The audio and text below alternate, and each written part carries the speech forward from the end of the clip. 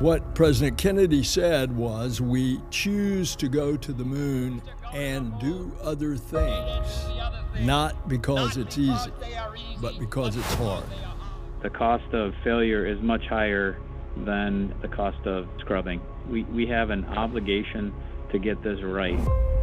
This is a whole new vehicle, a whole new technology, a whole new purpose of going back to the moon in preparation to go to Mars. And yes, it's hard. The countdown to T-0 starts approximately 2 days before launch. Teams inside the Launch Control Center have been working around the clock, powering up each section of the rocket and configuring the launch pad to support the 8.8 million pounds of thrust our moon rocket will generate at liftoff. It is a new creation. It is a new rocket and a new spacecraft to send humans to the moon on the very next flight. Today, we make history.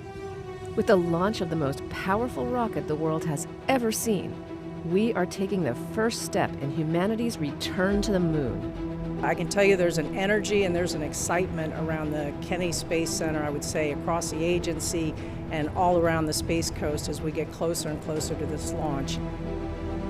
This mission will validate that the rocket and capsule do perform as expected before future Artemis missions send astronauts to the lunar surface.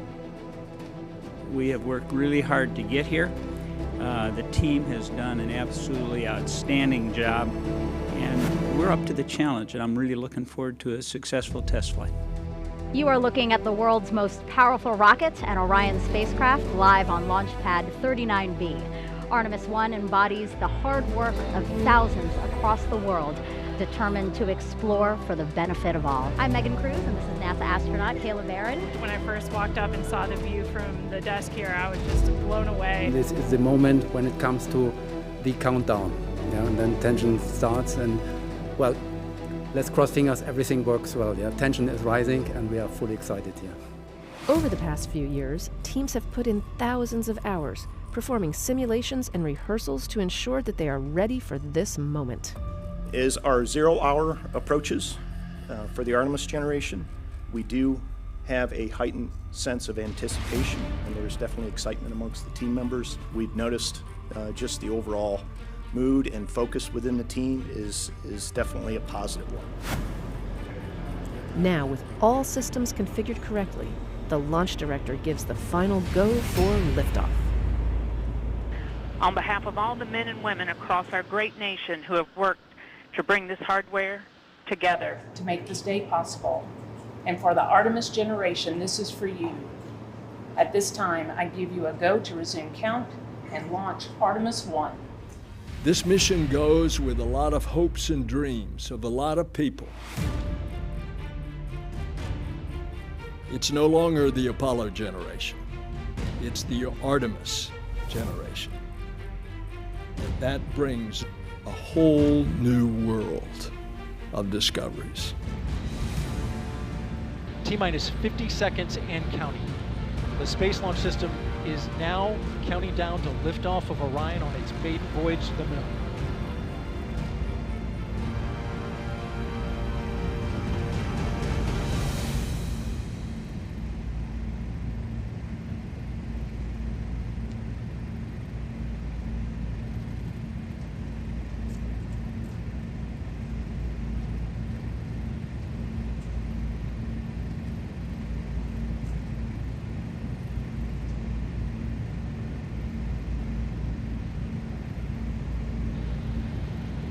And here we go.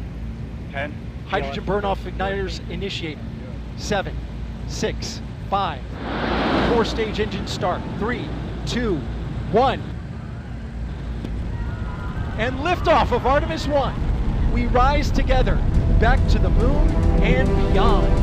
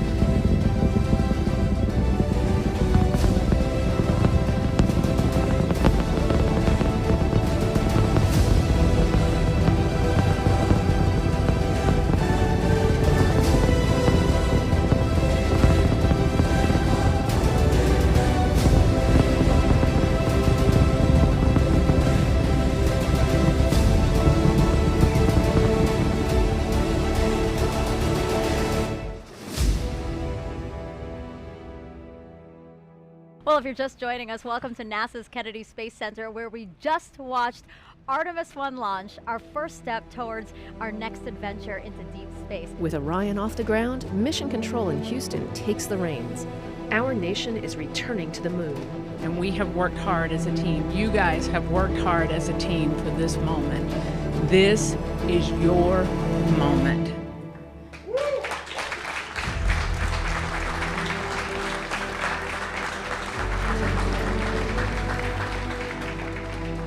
It is not by chance that you are here today. So I want you to look around at this team and know that you have earned it. You have earned your place in the room. You have earned this moment. You have earned your place in history. The successful launch of SLS is just the beginning. Orion will spend the next several weeks journeying around the moon, sending flight data back to teams here on Earth for real-time analysis. During its mission, Orion reached speeds traveling about 30 times as fast as the speed of sound. This dramatic video of the Earth-Moon transit that took place showed and punctuated the fact that we were pressing away from our home planet to a distance of some 268,000 miles away from Earth, further than any human-rated spacecraft had ever traveled, for a spacecraft designed to return humans to Earth, eclipsing the mark set by the Apollo 13 vehicle back in 1970. After several weeks of flight, it was time for Orion to return home. A half-century later, NASA's newest moon explorer, the Orion spacecraft, is barreling its way back home after circumnavigating the moon and beyond in an elliptical distant retrograde orbit. Now less than 2 hours away from splashing down in the Pacific Ocean west of Baja, California, to complete its shakedown mission.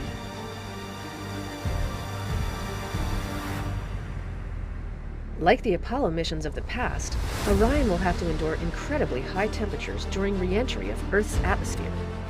A journey that began with the power of the launch of the Space Launch System 25.5 days ago, about to reach its final minutes in the searing heat of re-entry, where temperatures around Orion will build up to 5,000 degrees Fahrenheit. While re-entering Earth's atmosphere, the spacecraft slowed to about 300 miles per hour. As it continued its descent, Orion's parachute system, containing 11 total parachutes, deployed once it reached approximately 9,000 feet and a speed of about 130 miles per hour. And there it is, high over the Pacific, America's new ticket to ride to the moon and beyond now in view. Orion under its chutes descending toward splashdown. These parachutes help slow the crew module to a much more manageable speed, roughly 20 miles per hour, for a water landing off the coast of California. Splashdown. From Tranquility Base to Taurus Littrow to the tranquil waters of the Pacific, the latest chapter of NASA's journey to the moon comes to a close. Orion, back on Earth.